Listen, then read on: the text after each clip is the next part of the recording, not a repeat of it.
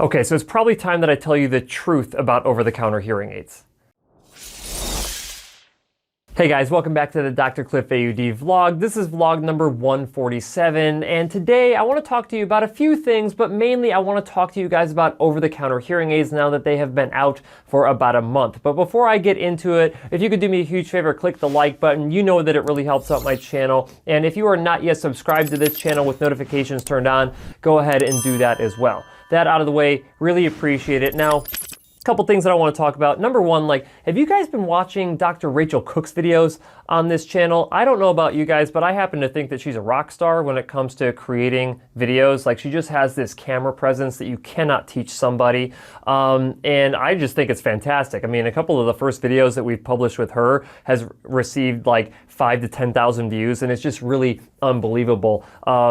And talk about throwing her into the fire. I mean, she just had to hit the ground running because she's kind of learning how we do things in the clinic, but she's really starting to take ownership of that. And she's definitely taken ownership of creating content. In fact, all of the podcast episodes, the Dr. Cliff Show episodes that you guys have been seeing, and if you haven't been watching them, you got to go and check them out. But she basically puts all of those shows together for us and does a really nice job.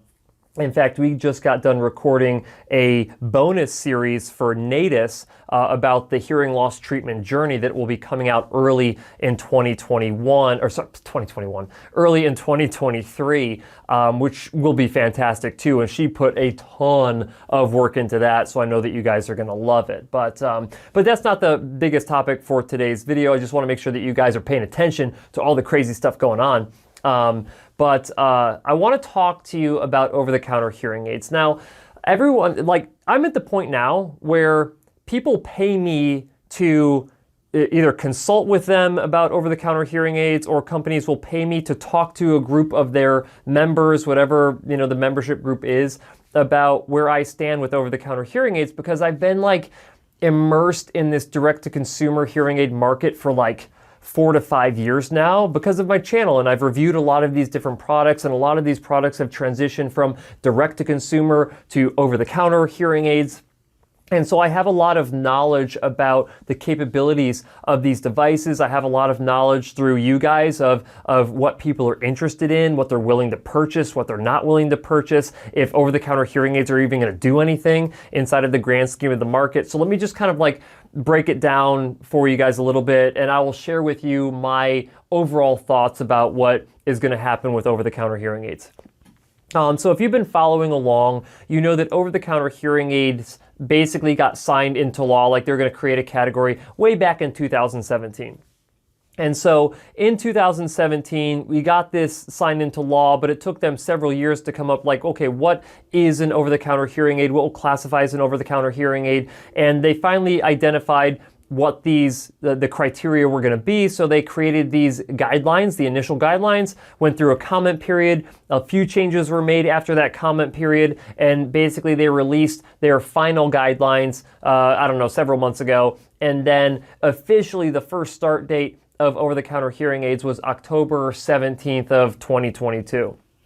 And right when that day hit, it was kind of it hit, and then it was okay, well, what now? I guess it doesn't really feel any different than what we had before, because literally all of the same devices that we had access to from an over-the-counter standpoint were already there. And when the official day hit and all these over-the-counter hearing aids hit the market, it was okay, well, there's nothing new here. Now, since that point, we've seen a couple of new devices come onto the market. So the Sony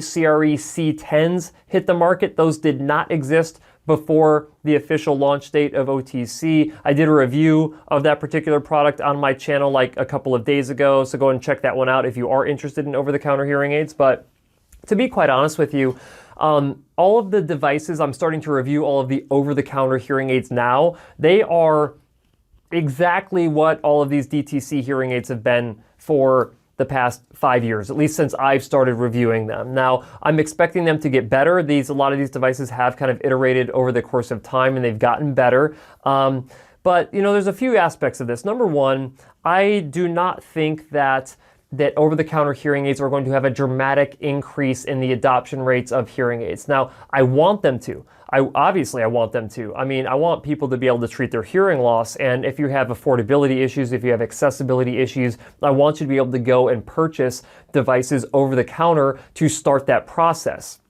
But at the end of the day, these devices are intended for perceived mild to moderate hearing loss. And data that we already know is that individuals with this mild to moderate hearing loss, they are not super inclined to treat their hearing loss. And I think that more often the case is that individuals who want this direct to consumer option, this over-the-counter hearing aid option, are individuals who have a more significant hearing loss. And then they try these products and they're just not able to amplify sound to the point where they would get benefit from them, at least not significant enough benefit to justify the cost. So that's the first thing. The second thing is that the cost of these over-the-counter hearing aids are not as low cost as what people, I think, were expecting. I think a lot of people were expecting devices that cost like $100 for a pair, and you're not going to get that with these. The profit margin on hearing care, like hearing aids, has to be bigger because not very many people purchase them. So if a company actually wants to make money on over-the-counter hearing aids, they're going to have to sell a lot of them, or they're going to have to charge a decent amount for them so they have margin built in to be profitable. You know, the whole Bose thing. So Bose actually, with advice from McKinsey and Company, decided not to continue on with their hearing aid division. Now, those devices are still alive and well that Bose created. They're just with a company called Lexi Hearing at this point. And so the technology is with Lexi Hearing, but if these would have been massively profitable devices through Bose when they had them for like, I don't know, a year, maybe not quite a year, if they were massively profitable, they would have kept them on. I mean, let's not, mix things up here. Like, they would have kept them if they were extremely profitable. So I think that we're going to go through this period of time early on where adoption of these devices is going to be very, very slow. And the companies that are selling these products are not going to make a whole lot of money. Now, I would like to help change that. I would like to help make sure that individuals, hey, like if you're considering getting into hearing treatment and the only way that you're going to get into it is go through OTC, then I want to encourage you to go through OTC, and I want to help you try to maximize your performance with those devices. And if they just don't work for you, then I want you to graduate into professional level care with prescriptive level devices to treat your hearing loss as optimally as humanly possible, because that is like what I believe in. I just want people to hear their absolute best at any cost. And some people can't afford that cost. So going the OTC route has some novelty to it, has a reason for existing when it comes to that. But I don't know. I just don't think that we're going to see massive uptake, and I don't think that we're going to see prices as low as we really want them.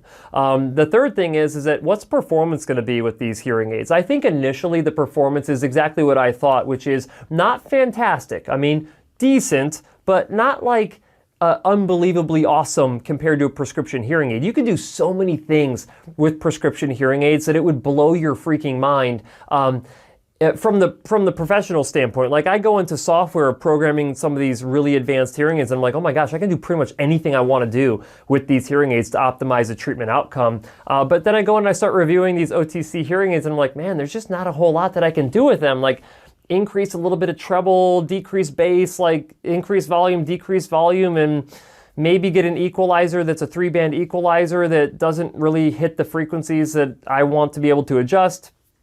And it's not very impressive. A lot of them also don't have fully functional Bluetooth streaming capabilities. In fact, I don't think any of them really do at this point. We'll see here really soon. I think December 2022, we're probably going to see the Sony CRE E10s come out. Those will probably be the first ones with like robust Bluetooth streaming capability, which will be nice. But yeah, that's just the device technology isn't quite there yet. I think it's going to improve.